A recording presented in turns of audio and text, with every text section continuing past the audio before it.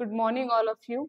आज अपन स्टार्ट करेंगे gastro intestinal system. कौन सा system? Gastro intestinal system.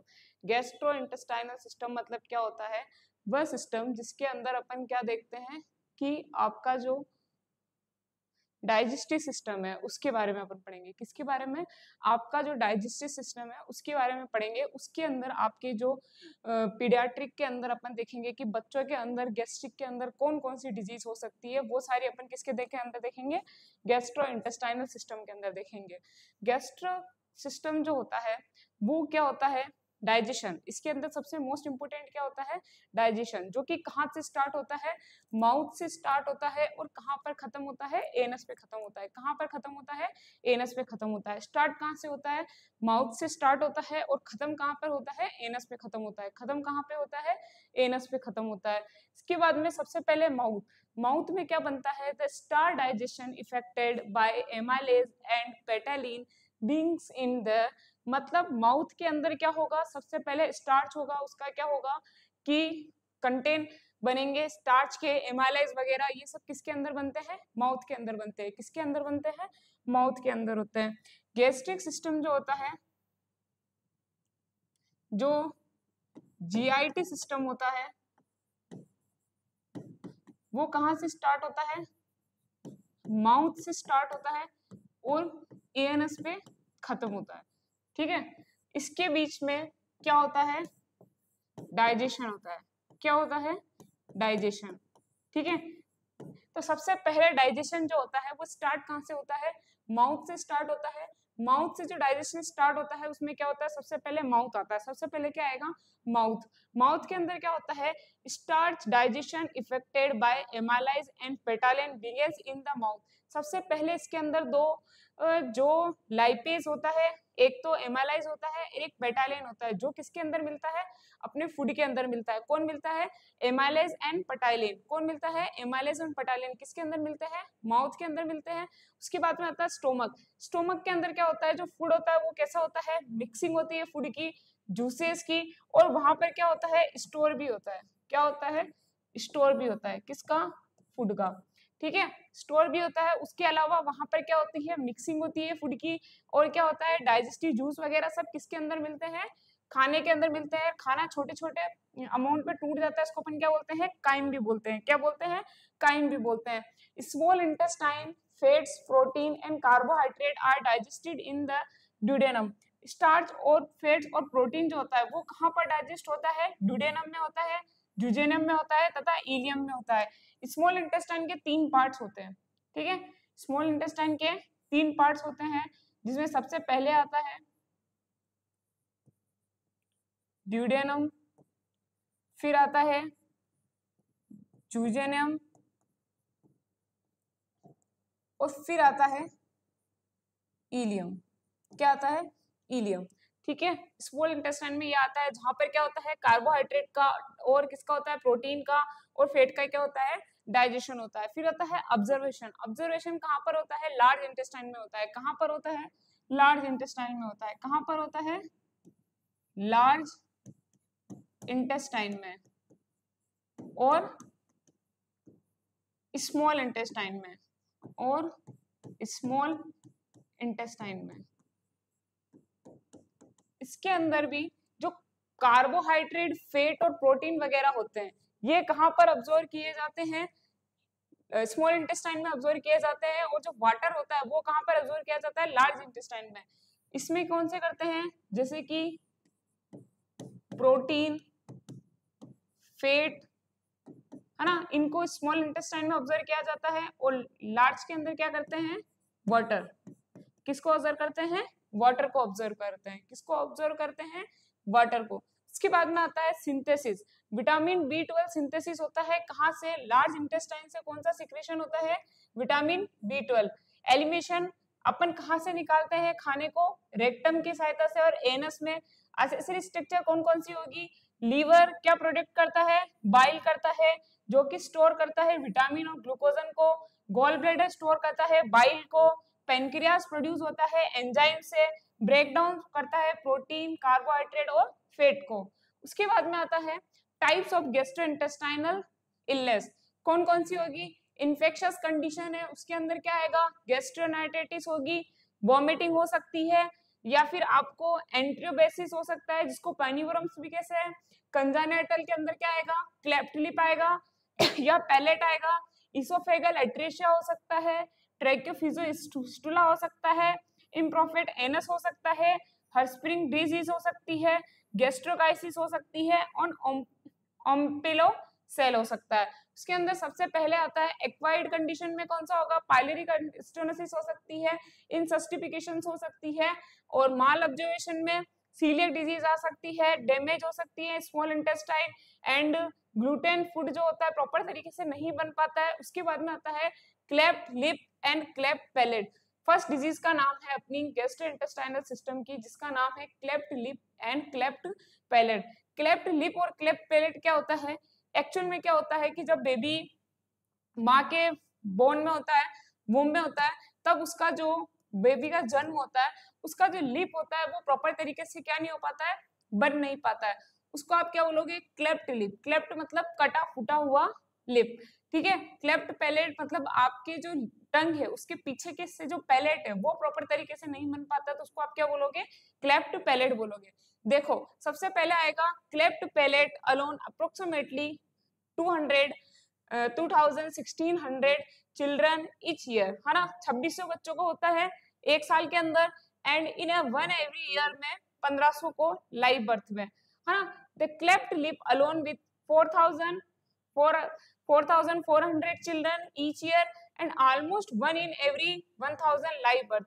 Children में भी एक्सिबेट और combination to cleft lip and किसी किसी को क्लेफ्ट लिप और क्लेफ्ट पैलेट दोनों साथ में भी हो सकते हैं। देखो क्लेफ्ट पैलेट क्या है कि इसका जो टंग है उसके जो पीछे वाला हिस्सा है ना, ये वाला अंदर वाला, ठीक है, ये डोंट फ्रॉम फॉर्म, है ना,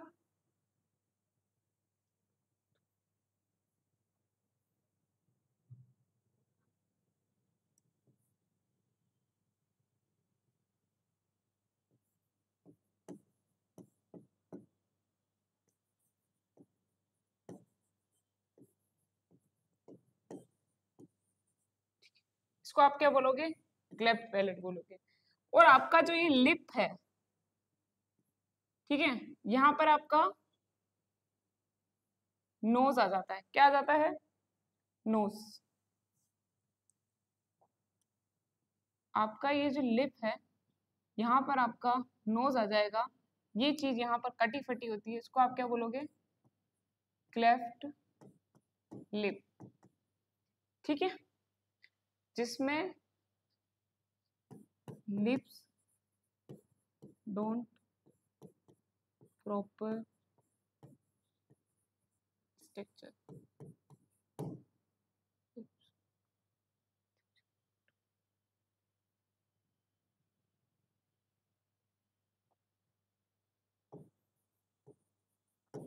इसकी इटियोलॉजी क्या होती है, वैसे तो इसकी इटियोलॉजी है जो क्या है, अननोन है, लेकिन ह्यूमन जो कि स्मोकिंग वगैरह करती हो, डायबिटीज मदर हो, higher rate of baby with cleft हो, कॉम्बिनेशन हो उसके अंदर, जेनेटिक प्रिडिस्पोजिशन हो, इन्वायरमेंटल फैक्टर हो, क्रोमोसोमल सिंड्रोम हो जैसे कि डाउन सिंड्रोम वगैरह हो, तो है ना उस पेशेंट को क्या हो सकता है, क्लेफ्ट पैलेट या क्लेफ्ट लिप हो सकता है। उसके अंदर आएगा पैथोफिजियोलॉजी, अपन देखेंगे कि ये डिजीज होती कैसे है। When the mouth fails to fuse during the organ genetic period of fetal development के टाइम पर है ना लिप्स प्रॉपर तरीके से नहीं बनते हैं, the cleft lip develop approximately 6 to 8 weeks of gestational में भी लिप बन जाते हैं, लेकिन can occur unilaterally or bilaterally appear as the slight no touch in the lip to extend deep into the nasal cavity. The cleft palates occur in 67 to 12 week of gestation. कुल मिला के ये है कि आपकी जब गेस्टेशनल एज चल रही थी आपके मदर के वुम्ब के अंदर, तब है ना आपका जो स्टार्ट क्लेफ्ट लिप कब बन जाता है, 6 to 8 वीक में बन जाता है, तब वो प्रॉपर तरीके से नहीं बन पाता है, तो उसको आप क्या बोलोगे, क्लेफ्ट लिप बोलोगे। और आपका क्लेफ्ट पैलेट जो कि नॉर्मल 7 to 12 वीक में बन जाता है, जो कि इसके अंदर नहीं बन पाएगा, तो उसको आप क्या बोलोगे, क्लेफ्ट पैलेट बोलोगे। क्या बोलोगे, क्लेफ्ट पैलेट बोलोगे। उसके बाद में आएगा ट्रीटमेंट। इसकी 2 सर्जरी होती है क्लेफ्ट लिप की, जिसको चीलोप्लास्टी भी बोलते हैं। ठीक है, क्या बोलते हैं? चीलोप्लास्टी। उसको क्या बोलते हैं अपन? चीलोप्लास्टी। क्लेफ्ट लिप की सर्जरी होती है, उसको अपन क्या बोलते हैं? चीलोप्लास्टी।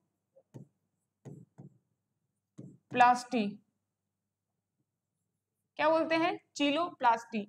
जिसके अंदर अपन क्या करते हैं? रिपेयर करते हैं 3 मंथ के अंदर एज को, मल्टीपल प्लास्टिक सर्जरी करते हैं, रिपेयर करते हैं किसको? लिप को। ठीक है, फिर क्लेफ्ट पैलेट में the initial repair is usually performed by 18 months of age में ही कर देते हैं, often require multiple follow up the surgery. उसके बाद में आता है डेफिनेशन, ट्रेकियो इसोफेगल फिस्टुला। आपका जो ट्रेकिया है और इसोफेगस है, उनके बीच में जो कॉम्बिनेशन प्रॉपर तरीके से नहीं बन पाता है, उसको आप क्या बोलोगे?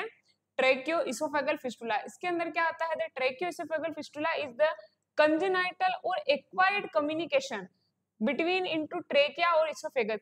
इसोफेगस और ट्रेकिया के बीच में कोई अब नॉर्मल कनेक्शन बन जाए, अगर नॉर्मल कम्युनिकेशन बन जाए, तो उसको आप क्या बोलोगे? Tracheo oesophageal fistula. क्या बोलोगे? Tracheo oesophageal fistula. ट्रेकिया और इसोफेगस के बीच में अगर कोई अब नॉर्मल, ट्रेकिया और इसोफेगस के बीच में अगर कोई अब नॉर्मल ओपनिंग हो जाती है या अब नॉर्मल कलेक्शन बन जाता है, कनेक्शन बन जाता है, उसको अपन क्या बोलते हैं? ट्रेकियो इसोफेगल फिस्टुला बोलते हैं। क्या बोलते हैं? ट्रेकियो इसोफेगल फिस्टुला। उसके बाद में आएगा असेसमेंट करेंगे इसका। तो सबसे पहले हिस्ट्री लेंगे पॉलीहाइड्रोमिनास की, वेल यूट्रो। पॉलीहाइड्रोमिनास मतलब अपन उसके अंदर एमनियोटिक फ्लूइड देखेंगे कि कहीं वो कम मात्रा में तो नहीं है या फिर कहीं ज्यादा मात्रा में तो नहीं है। इनएबिलिटी टू हैंडल सिक्रेशन देखेंगे, साइनोसिस तो नहीं है, फीडिंग करने में प्रॉब्लम तो नहीं आ रही है चाइल्ड को, resistance with the passage of feeding tube, वो कहीं अपन जो उसको दे रहे हैं उसको वापस मतलब फीडबैक में तो नहीं दे रहा है। Continual choking with the feeding, उसकी चॉकिंग देखेंगे कि प्रॉपर तरीके से वो चॉकिंग कर पा रहा है या नहीं कर पा रहा है। The 5 types of tracheoesophageal fistula, 5 types के होते हैं, जिसमें सबसे पहला जो होता है वो सबसे मोस्ट कॉमन होता है, जिसको अपन इसोफेगल एट्रेशिया भी बोलते हैं। इसको डिस्टल ट्रेकियोफिजिकल फिस्टुला भी बोलते हैं। ठीक है, proximal oesophagus ends blindly in upper mediastinum, distal oesophagus is connected to the trachea. मतलब जो प्रोक्सिमल है वो तो कनेक्ट नहीं है, लेकिन जो डिस्टल इसोफेगस है वो किससे कनेक्ट है? ट्रेकियो ब्रोंकाइल से ट्री से कनेक्ट है। किससे? ट्रेकियो ब्रोंकाइल ट्री से कनेक्ट है। इसके बाद में सेकंड मोस्ट कॉमन टाइप जो कि 8% होता है, इसे इसोफेगल एट्रेशिया बोलते हैं। With no tracheo oesophageal fistula, has small stomach, the gasless abdomen, है ना। थर्ड आएगा जो कि सबसे लेस या फिर सेकंड लेस बोल सकते हो, कॉमन टाइप होता है, जो tracheoesophageal fistula with the distal oesophagus atresia. इसमें किसमें होगा? डिस्टल के अंदर होगा। द फोर्थ जो होगा वो बहुत ही रेयर होता है, एट्रेशिया विद द बोथ प्रॉक्सिमल और डिस्टल पार्ट, दोनों ही किससे कनेक्ट होंगे? ट्रेकिया से। फिफ्थ टाइप में क्या होगा? Oesophagus atresia with the proximal tracheoesophageal fistula. सबसे पहला क्या है कि proximal oesophagus end blind in upper mediastinum and distal किससे कनेक्ट हो जाता है? प्रॉक्सिमल तो किससे कनेक्ट हो जाएगा?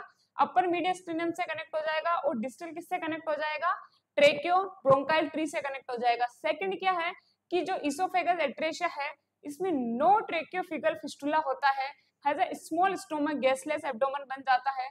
थर्ड जो होगा उसके अंदर क्या होगा कि फिस्टुला बनेगा लेकिन डिस्टल पार्ट से होगा। फोर्थ में क्या होगा? प्रोक्सिमल पार्ट से होगा। फिफ्थ में क्या होगा? प्रोक्सिमल पार्ट से तो होगा लेकिन कहां से होगा? ट्रोकियो इजोफेगल फिस्टुला से होगा। कहां से होगा? ट्रेकियो इजोफेगल फिस्टुला से होगा। उसके बाद में आता है इसके कुछ साइन एंड सिम्टम्स होते हैं जो कि निम्न प्रकार है। मैटरनल पॉलीहाइड्रोमिनास, मैटरनल के अंदर जो हाइड्रोमिनास है वो थोड़ा ज्यादा बढ़ा हुआ है। ठीक है, उसके बाद में आएगा एमनियोटिक फ्लूइड नोटेड प्रीनेटली, आप है ना मदर की वूम्ब के अंदर ही एमनियोटिक फ्लूइड को चेक कर लोगे। उसके बाद में आता है एक्सेसिव ओरल म्यूकस प्रोडक्टिव, देखेंगे अपन कि म्यूकस कितना प्रोडक्ट हो रहा है वहां पर या नहीं हो रहा है। उसके बाद में आएगा कि because the baby is unable to swallow and her saliva, वो अच्छे तरीके से क्या नहीं कर पा रहा है? स्वेलो नहीं कर पा रहा है सलाइवा को। द 3C साइन दिखाई देते हैं अपन को इसोफेगल एट्रेशिया में या ट्रेकियो इसोफेगल फिस्टुला के अंदर। कितने साइन दिखाई देते हैं? 3C साइन दिखाई देते हैं। कितने साइन दिखाई देते हैं? 3C साइन दिखाई देते हैं, जिसके अंदर सबसे पहले आता है कफिंग, मतलब आपको कफ करने में प्रॉब्लम आ रही है। चोकिंग, मतलब आपको चबाने में निगलने में प्रॉब्लम आ रही है। साइनोसिस, मतलब आपकी जो बॉडी है वो कैसी हो गई है? पूरी ब्लू कलर की हो गई है। Inability to pass a nasogastric tube into the stomach, आप जो एनजी ट्यूब है उसको कहाँ नहीं लेके जा रहे हो? नेजो, उसमें एनजी ट्यूब लगाने में आपको क्या आ रही है? प्रॉब्लम आ रही है। क्या आ रही है? प्रॉब्लम आ रही है। क्या लगाने में? NG tube. उसके बाद में आता है ट्रीटमेंट। इमीडिएटली आफ्टर बर्थ के बाद में आपको इसका ट्रीटमेंट करना पड़ता है। इमीडिएटली आफ्टर बर्थ के बाद में आपको इसका क्या करना पड़ेगा? ट्रीटमेंट करना पड़ेगा। सबसे पहले क्या करोगे? चाइल्ड को एनपीए रखोगे, नथिंग पर ओलर, मतलब माउथ से उसको कुछ नहीं दोगे। सेकंड, एनजी ट्यूब इंसर्ट करोगे इसोफेगस के अंदर और अटैच करोगे लो सक्शन से टू रिमूव एक्सेसिव सिक्रेशन को निकालने के लिए। एलिवेट करोगे हेड को पेशेंट के, जिससे रिड्यूस होगी the quantity of secretion and enter करेंगे कहां पर? ट्रेकिया में। विथ इन हावर और days of birth surgical repair करोगे फिस्टुला का, प्रिवेंट करोगे गैस्ट्रिक जूस वगैरह को एंटर ना कर जाए कहां पर? रेस्पिरेटरी ट्री के अंदर। नर्सिंग इंटरवेंशन क्या होगा इस डिजीज का? कि प्रिवेंशन करेंगे। Aspiration is a important. कहीं अपन देखेंगे कि इसमें कहीं एस्पायरेशन तो नहीं हो रहा है, कहीं जो डिजीज है वो ज्यादा तो नहीं फैल रही है। इसके अंदर अपन ये देखेंगे कि मतलब आपके जो गैस्ट्रिक जूस वगैरह है वो कहाँ पर नहीं जा रहे हैं? रेस्पिरेटरी सिस्टम के अंदर तो नहीं जा रहे हैं। सुपाइन पोजीशन देंगे और हेड को थोड़ा सा क्या रखेंगे? एलिवेटेड रखेंगे। क्या रखेंगे? एलिवेटेड रखेंगे। अपन ने पढ़ा था ट्रीकियो इसोफेगल फिस्टुला डिजीज, जिसके अंदर क्या होता है कि जो ट्रेकिया होती है, मतलब ये आपका क्या है? Respiratory system. क्या है? रेस्पिरेटरी सिस्टम है आपका। रेस्पिरेटरी सिस्टम और आपका जीआईटी सिस्टम, अगर इन दोनों के बीच में कोई कम्युनिकेशन है ना, कोई कम्युनिकेशन बन जाए, ठीक है, कोई कम्युनिकेशन बन जाएगा तो उसमें क्या होगा? रेस्पिरेटरी सिस्टम और जीआईटी सिस्टम के बीच में कोई कम्युनिकेशन बन जाएगा तो उससे क्या होगा कि आपकी जीआईटी सिस्टम में जितने भी जूसेस है, ठीक है, सिक्रेशंस है, बाइल है, फूड है, फूड पार्टिकल्स है, ये कहाँ चले जाएंगे? जीआईटी से कहाँ चलेंगे? रेस्पिरेटरी में। तो आपको क्या होगा? रेस्पिरेटरी लेने में प्रॉब्लम आएगा, बाकी सारी और भी बहुत सारी प्रॉब्लम हो सकती है। इस डिजीज को अपन क्या बोलते हैं? ट्रेकियो इसोफेगल फिस्टुला, जो कि 5 टाइप्स की होती थी। इसके बाद में थर्ड डिजीज है जिसका नाम है हिरस्प्रंग डिजीज। क्या नाम है? हिरस्प्रंग डिजीज। हिरस्प्रंग डिजीज क्या होता है? इसको मेगेलोकोलन भी बोलते हैं, इसको क्या बोलते हैं? मेलेगोकोलन भी बोलते हैं। इसके अंदर क्या होता है कि it is a developmental disorder होता है ये एक, that characterized by the absence of ganglia, है ना। इसमें क्या होता है? गैंग्लिया क्या होता है? अब्सेंट होता है in the distal column, resulting is a functional obstruction. अगर गैंग्लिया जो है, जो अपनी बॉडी के लिए जरूरी होता है, वो क्या होता है? अब्सेंट होता है, वो भी कहाँ पर? डिस्टल में। तो वो कहाँ पर प्रॉब्लम लेके आता है? उसके फंक्शनल में ऑब्स्ट्रक्शन आएगा। क्या आएगा? उसके फंक्शन में ऑब्स्ट्रक्शन आएगा। इट इज अ पार्शियल और complete obstruction, a secretion of the infant's bowel or colon resulting from a lack of ganglion nerve cell innervation, है ना। मतलब क्या होता है? इट इज अ पार्शियल और कंप्लीट ऑब्स्ट्रक्शन हो सकता है जो सिक्रेशन होता है इन्फेंट्स के बाउल में, कॉलन में, जिससे रिजल्ट में ये होगा कि लेक ऑफ गैंग्लियन बनेगा, जो कि नर्व सेल में क्या करेगा? इंटरवेंशन करेगा। a complete ganglion secretion of bowel prevention any stool passage, and if the condition is untreated the bowel become hug and filled with stool. A complete ganglionic secretion of bowel prevention any stool पास कर गया कहाँ से? Untreated से, तो bowl become हग हो जाएगा या field हो जाएगा किससे? स्टूल से। किससे?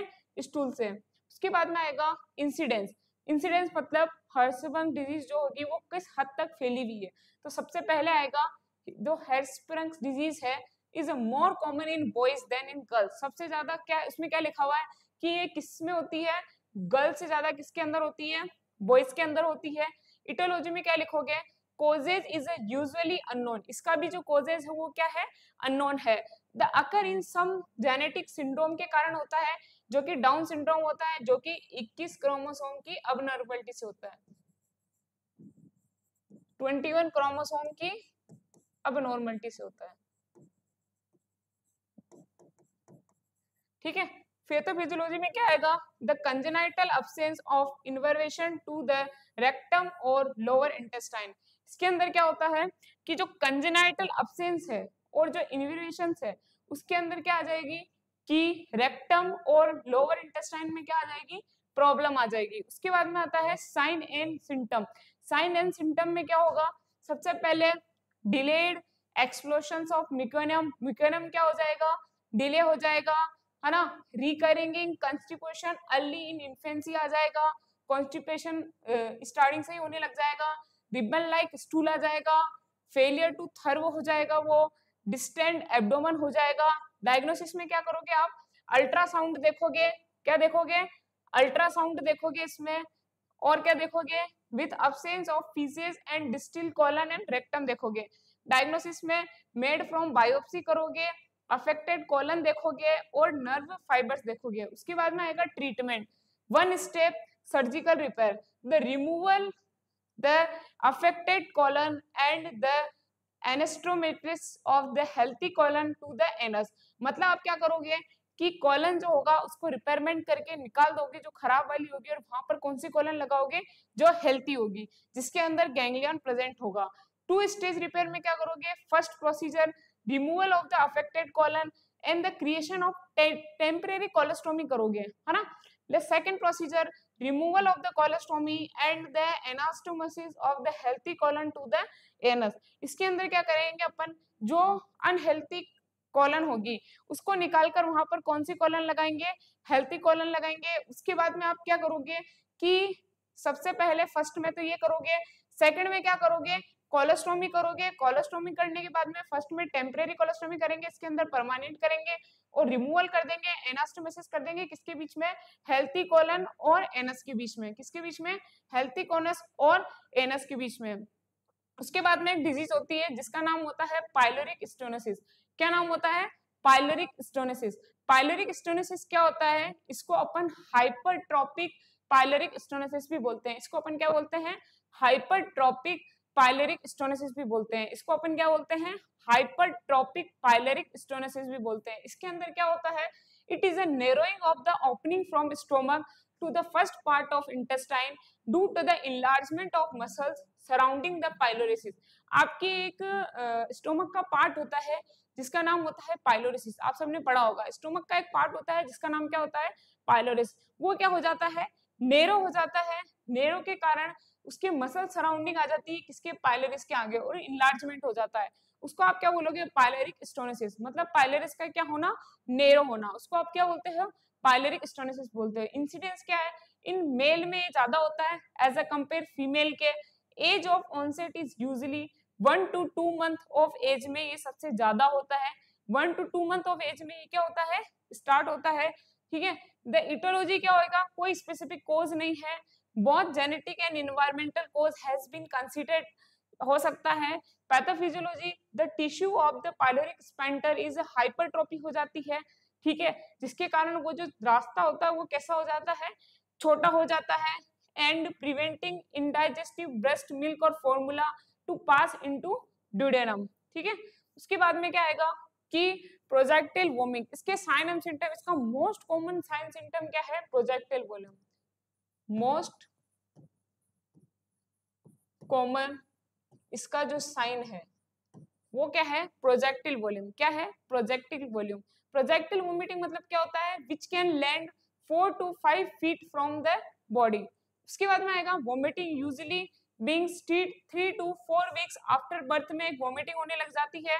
ठीक है, vomits is completely अनडाइजेस्ट and non bile stand होता है उसके अंदर। मेटाबॉलिक एल्कोलाइसिस होता है with below normal serum, electrolytes में भी प्रेजेंट हो सकते हैं, विजिबल रिवर्स प्रेसिपिटेटली हो सकता है, baby appears healthy and hangry भी हो सकता है, वॉमिटिंग एपिसोड में। डायग्नोसिस में करेंगे क्लिनिकल साइन सिम्टम देखेंगे अपन इसके, एक्सरा करेंगे, अल्ट्रासाउंड करा सकते हैं। ट्रीटमेंट में क्या करेंगे, इसको सर्जरी करेंगे, सर्जरी के बाद में अपन इसको आईवी फ्लूइड्स देंगे, सर्जरी में पाइलोरोमायोटोमी कर सकते हैं जिसके अंदर incision of the pyloric muscles is usually performed bye है लेप्रोस्कोप।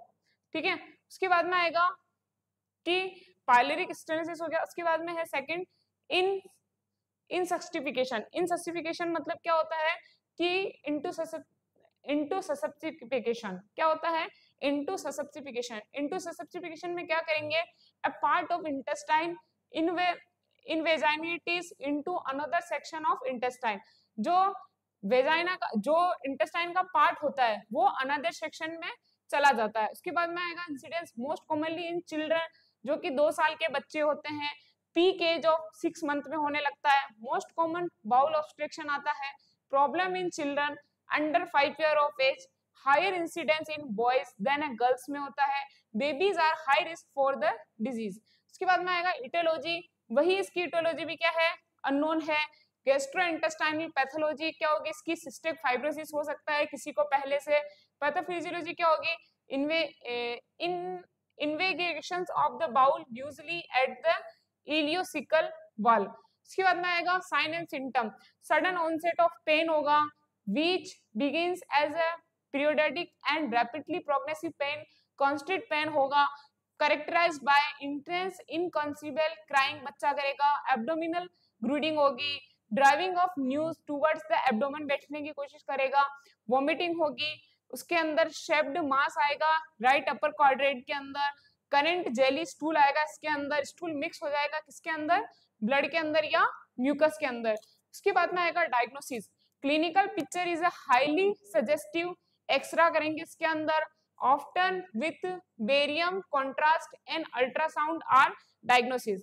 ठीक है, उसके बाद में आएगा treatment, it is a no sign of shock for sepsis and bowel, it usually resolves air and barium enema से इसको अपन ट्रीटमेंट दे सकते हैं। The force of the correct the enema intussusception, surgical repair usually by laparoscope के द्वारा कर सकते हैं। Clinical picture is poor and enema is a infective. उसके बाद में आएगा इसकी सीलियक डिजीज, इट इज ना ये ऑटो इम्यून डिसऑर्डर है, मतलब आपका जो बॉडी का इम्यून सिस्टम है उसी के कारण ये डिजीज होती है। In is a damage lining of the small intestine when foods with gluten are eaten, अगर कोई मतलब ग्लूटेन मतलब गेहूं से बनी हुई अगर कोई चीज खाता है तो उसको क्या हो जाती है, एलर्जी हो जाती है। क्या हो जाती है, एलर्जी। अगर कोई गेहूं से बनी हुई कोई चीज का सेवन इसके अंदर करता है तो उसके अंदर क्या हो जाती है, एलर्जी हो जाती है। इसकी इटियोलॉजी क्या होगी, many patient with celiac disease carry a genetic mutation of chromosome 6 जो होगा वो इसके अंदर अबनॉर्मल होगा।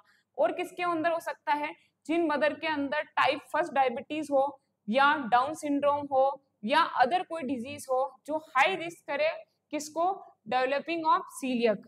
उसके बाद में आएगा pathophysiology, genetic inability to digest the gluten को ये डाइजेस्ट नहीं कर पाते हैं अच्छे तरीके से प्रोटीन को, found in the 3 grains barley wheat and rye, rye के अंदर होता है और अपने एब्रेली होती है उसके अंदर होता है, गेहूं के अंदर होता है। इनके सेवन करने से उसको क्या हो जाती है, एलर्जी हो जाती है। ऐसे पेशेंट होते हैं जो कौन सी रोटी खाते हैं, बिना गेहूं की बनी हुई, है ना।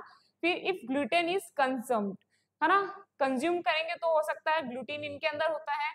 Atrophy of intestinal villi and ulcerations of the intestinal mucosa, dermatitis हो सकता है, हाईली प्यूरेटेटिक रेश बन सकते हैं और नीस के अंदर, एल्बोस के अंदर और बटक्स के अंदर। Rashes always seen in bilaterally हो सकते हैं रेशेस जो होंगे। उसके बाद में आता है sign and symptoms, GI system range from diarrhoea to abdominal distension to vomiting, inability to anorexia हो सकता है, मसल्स वास्टिंग हो सकती है, एंड थर्व टू प्यूरेटिक रेश हो सकते हैं, रेशेस बन सकते हैं, children have the more classical science celiac disease के इंक्लूडिंग हो सकते हैं, ग्रोथ प्रॉब्लम आ सकती है, फेलियर टू थर्बो हो सकता है, क्रोनिक डायरिया आ सकता है, रिकरिंग एब्डोमिनल ब्लीडिंग हो सकती है, फटीग आ सकती है, इरिटेबिलिटी आ सकती है, कॉम्प्लिकेशन होते हैं इसके ऑस्टियोपेरोसिस मतलब बोन के अंदर क्या आना, पोर्स आना। ऑस्टियोपेरोसिस मतलब क्या होगा, बोन क्या होगा, पोर्स, पोर्स मतलब क्या होता है, छेद। सीजर्स आ सकते हैं। डायग्नोसिस में पॉजिटिव IgA एंटीबॉडी टेस्ट करेंगे, है ना, रिस्पॉन्सिव टू डाइट चेंज करेंगे, उसको वीट वगैरह को चेंज करेंगे, एट्रोपी ऑफ द इंटेस्टाइनल वीलिया करेंगे इसके अंदर, शीड ऑन द हिस्टोलॉजी करेंगे। उसके बाद में आएगा treatment, all wheat rye and barley are the remove from the diet. जितनी भी ऐसी चीजें जो कि किससे बनी हुई हो, कि वीट से, राइस से और बर्ली से, उसको आपको क्या करना है, आपकी डाइट से हटाना है। नो ग्लूटोन प्रोटीन्स मतलब इसको कॉर्न भी नहीं देना है, मिलेट भी नहीं देना और राइस में भी कंज्यूम, है ना, ये सब देना है। Supplementary of folate and fat soluble vitamin में भी नीडेड, है ना।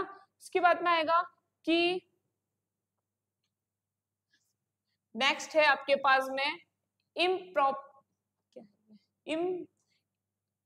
इम्प्रॉपर फॉर्मेट एनस, मतलब आपका जो एनस है वो सही तरीके से फॉर्म्ड नहीं हो पाया है।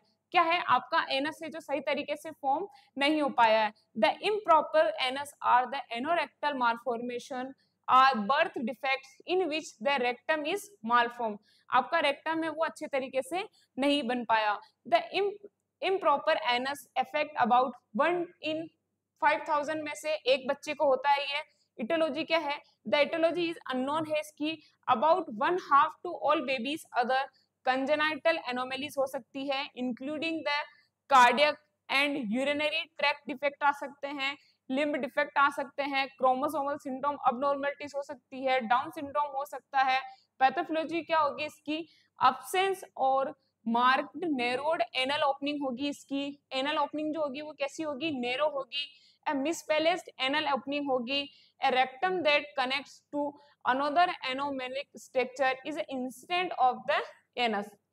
उसके बाद में आएगा कि diagnosis, no visible anus, anus visible नहीं होगा, मतलब उसके बाद में no mechanism stool after 24 to 48 hour of life, ठीक है। Inability to insert rectal thermometer नहीं आप प्रेफर कर सकते हो, X-ray ultrasound and CT scan से डायग्नोसिस कर सकते हो। Treatment, 1 step anoplasty surgical repair करेंगे एनस का, 2 stage repair, first step a temporary colostomy followed a second surgery by the anoplasty. Colostomy will temporarily remain in place after the anoplasty surgery to allow the anoplasty site heal fully and to prevent infection from gastrointestinal bacteria, ठीक है। Next disease अपन कल देखेंगे, यहाँ तक।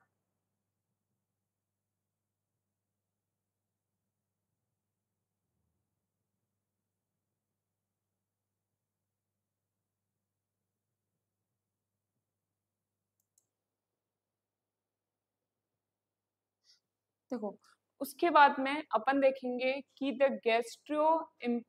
The गैस्ट्रोस्केसिस and the एम्फोसिल क्या होता है, ओम्फोसिल, है ना। तो गैस्ट्रोएम्फोसिस क्या होता है कि आपका जो एब्डोमेन होता है वो प्रॉपर तरीके से फॉर्म नहीं हो पाता है, कंजेनाइटल डिफेक्ट होता है जिसके अंदर आपकी जो एब्डोमिनल वाल होती है वो फेल हो जाती है डेवलप्ड होने में, जिसका रिजल्ट क्या होता है कि प्रोडिटिंग फ्रॉम द बॉडी, वो क्या होते हैं, बॉडी से बाहर दिखाई देते हैं। ओम्फेलोसेल जो होता है it is a congenital defect resulting क्या होता है इसका, फ्रॉम पुअर एब्डोमिनल मसल्स होती है, डेवलपमेंटल होता है उनका, which the intestines and abdomen organ, इसके अंदर हेरिनेट इनटू द अम्बलाइकस। अम्बलाइकस के अंदर दिक्कत आती है, इसके अंदर आपका जो एब्डोमिनल वॉल होता है वही प्रॉपर तरीके से नहीं बन पाता है। उसके बाद में आएगा कि इंसिडेंस 2000 बच्चों में से एक बच्चों को ये होता है। इटोलॉजी, इसकी कोई स्पेसिफिक इटोलॉजी नहीं है, ये जेनेटिक प्रॉब्लम भी हो सकती है। हायर इंसिडेंस सीन जो ह्यूमन जो स्मोकिंग करती है उनमें होता है, जो ड्रिंक करते हैं उनमें होता है, जो अल्कोहल लेता है उनमें होता है, और जो ड्रग लेते हैं उनके अंदर ये डिजीज होती है ड्यूरिंग देयर द प्रेगनेंसीज। अगर कोई अपनी प्रेगनेंसी के अंदर कोई जो फीमेल होगी वो स्मोकिंग करेगी या फिर ड्रिंक लेगी या फिर प्रॉपर तरीके से वो क्या नहीं करेगी, हाइजीन प्रॉपर तरीके से मेंटेन नहीं रखेगी, ड्रिंक अल्कोहल या ड्रग्स वगैरह जो भी प्रेगनेंसी के अंदर लेगी, तो उसकी वजह से क्या हो सकता है इसके अंदर कि उसका जो बेबी रहेगा उसमें माल फॉर्मेशन हो जाएगा, किसका, एब्डोमिनल वॉल का, किसका, एब्डोमिनल वॉल का। इसकी पैथोफिजियोलॉजी क्या है कि जो गैस्ट्रोस्किसिस होती है दैट आर कंजेनाइटल इफेक्ट होता है इन विच जो एब्डोमिनल वॉल होती है वो फेल हो जाती है डेवलप होने पे, जिसके रिजल्ट से intestinal protruding from the body, intestine body के बाहर प्रोड्यूटिव हो जाती है, एब्डोमिनल ऑर्गन्स लाई आउटसाइड दिखते हैं बॉडी से विथ, इसके अंदर कोई स्किन नहीं होता है और किससे कवरिंग होता है, सेक्स से। इसका मतलब क्या है कि आपकी एब्डोमिनल वॉल अच्छी तरीके से नहीं बनी है तो आपके जो इंटेस्टाइन है वो आउट ऑफ बॉडी दिखेगी, एब्डोमिनल के जितने भी ऑर्गन्स होंगे वो सब कहाँ दिखेंगे, बॉडी के बाहर दिखाई देंगे और उनके ऊपर कोई स्किन भी नहीं होती है, लेकिन वो किससे कवर होते हैं, सेक से कवर होते हैं। फिर आता है omphalocele, it is a congenital defect resulting for poor abdominal muscles होगी, जिसके कारण इंटेस्टाइन और एब्डोमिनल ऑर्गन हेरिनेट होंगे, किसके अंदर हेरिनेट हो जाएंगे, वो अम्लाइकस के अंदर, किसके अंदर, अम्लाइकस के अंदर। डायग्नोसिस में सबसे पहले प्रीनेटल डायग्नोसिस में क्या करेंगे, एलिवेटेड करेंगे, अल्फा फिटोप्रोटीन का लेवल देखेंगे, मे बी ऑब्टेन्ड करेंगे इथर बाय सीरम और एमनियोटिक फ्लूइड के कारण, अल्ट्रासाउंड देखेंगे, न्यूबॉर्न के अंदर डायरेक्ट विजुअलाइजेशन करेंगे, है ना, एक्सरा करेंगे, अल्ट्रासाउंड देखेंगे, एमआरआई देखेंगे, सीटी स्कैन देखेंगे और perform to determine the severity of defect देखेंगे। उसके बाद में आता है ट्रीटमेंट। सर्जिकल क्लोजर में क्या करेंगे, in newborn the surgery is usually completed within 48 hour of delivery. Closure may be performed in stage if the defect is large. The defect is covered with sterile gauze and plastic covering से इसको cover करेंगे। उसके बाद में आएगा appendicitis. Appendicitis क्या होता है, appendicitis the most common major surgical disease होती है, जिसके अंदर आपका जो अपेंडिक्स आता है उसके अंदर क्या आ जाती है, स्वेलिंग आ जाती है। क्या आ जाती है, आपका जो अपेंडिक्स है उसके अंदर क्या आ जाती है, स्वेलिंग आ जाती है। क्या आ जाती है, स्वेलिंग आ जाएगी। मतलब क्या है, appendicitis is the most common major surgical disease है। It is inflammation of the vermiform appendix, a small finger like projection होता है आपकी बॉडी के अंदर जो आप कोई काम का नहीं होता है, लेकिन अगर उसके अंदर इन्फ्लामेशन आ जाए तो वो आपको क्या दे सकती है, प्रॉब्लम दे सकती है। Appendicitis occur when the appendix become इन्फ्लामेड from the ulceration of the mucosa or obstruction of the lumen. It may be result from the obstruction of by a fecal mass, viral appendiceal lumen, caused structure, barium or infection. The obstruction seeds of an inflammatory infection to lead that can process thrombosis बन सकता है, necrosis हो सकता है। ठीक है, assessment, abdominal pain सबसे पहले generalised but within a few hours become localized in the right lower abdomen, MC Burney point. MC Burney point के अंदर आपको पेन होगा, अगर आप राइट साइड में दबाओगे तो पेन का होगा, लेफ्ट साइड में होगा। और इसके अंदर एब्डोमिनल पेन जो होता है वो इसका मोस्ट कॉमन सिम्टम होता है, एनोरेक्सिया हो सकता है, वॉमिटिंग हो सकती है, नोजिया होगा, 1 और 2 एपिसोड में वॉमिटिंग हो सकती है, फीवर थोड़ा कम आ सकता है, मेलाइज आ सकती है, कॉन्स्टिपेशन आ सकता है, वॉकिंग बिंट ओवर हो सकता है, reduce right lower quadrant pen हो सकता है आपका, स्लीपिंग और लाइनिंग सुपाइन होगा उसका, नॉर्मल बाउल साउंड होगा, रिबाउंड टेंडरनेस आ सकती है और एब्डोमिनल मसल्स में पेन हो सकता है, राइट लोअर क्वाड्रेंट में पेन हो सकता है। उसके बाद में आएगा rebound tenderness, help the patient into a supine position with his knee को फ्लेक्स्ड करेंगे, सुपाइन पोजीशन में सुलाएंगे, place your hand gently to the right lower quadrant and to MC Burney point, swallow it and deeply deep breath देने के लिए बोलेंगे, fingers into a area, then release the pressure in a quick smooth motions में अपन उसको pressure देंगे, pain on release, rebound tenderness is a positive science, है ना, the pain may be radiate it to the umbilicus, है ना। उसके बाद में आएगा इलियोपोसिस साइन, इसमें क्या होता है, patient into supine position with leg is straight, है ना, उसके अंदर फ्लेक्स कर रहे थे, इसके अंदर क्या करना है, स्ट्रेट करने हैं। Instruct him to raise his right leg upward as to you slide downward and pressure with your hand on his your right thigh. Repeat the manoeuvre with the left leg में भी करना है ऐसा का ऐसा। When testing इधर leg increase abdominal pain is positive result is indicate to the appendicitis. Diagnosis के लिए वही सीबीसी करना है, यूरिन एनालिसिस करना है, अल्ट्रासाउंड करना है, कंप्यूटराइज्ड टोमोग्राफी करेंगे जिसको सिटी स्कैन भी बोलते हैं। नर्सिंग क्या करेगी, पेशेंट एनपीओ रखेगी, मॉनिटर करेंगे वाइटल साइन के लिए, असेस करेंगे पोस्चरिंग पेशेंट इन पोजीशन को कंफर्ट देने के लिए, एडमिनिस्ट्रेशन करेंगे आईवी फ्लूइड को, प्रिपेयर करेंगे पेशेंट को सर्जरी के लिए, मॉनिटर करेंगे वाइटल साइन, आईवी थेरेपी देंगे, असेस करेंगे पेन का, इंकरेज करेंगे एम्बुलेशन को चलने फिरने के लिए, मॉनिटर करेंगे इंसिजनल साइट्स का, मॉनिटर करेंगे bowel sign. Don't administration analgesic until the diagnosis is confirmed because they mask to symptom। ठीक है, उसके बाद में आएगा place the patient in Fowler position देंगे, जिससे क्या होगा, this is the also helpful the post operative. Fowler position देंगे जिससे पेन में रिलीफ मिलेगा। Never apply heat to the right lower abdomen, position is a right side lining और low to semi Fowler. Apply ice pack करेंगे, avoid करेंगे laxative और enemas को, insert करेंगे पेशेंट के अंदर care givers to limit lifting and physical activity. Teach करेंगे उसको, केयर गिवर को, पेशेंट को रेडनेस और इंसिजन देखेंगे। ठीक है, ये था अपेंडिसाइटिस।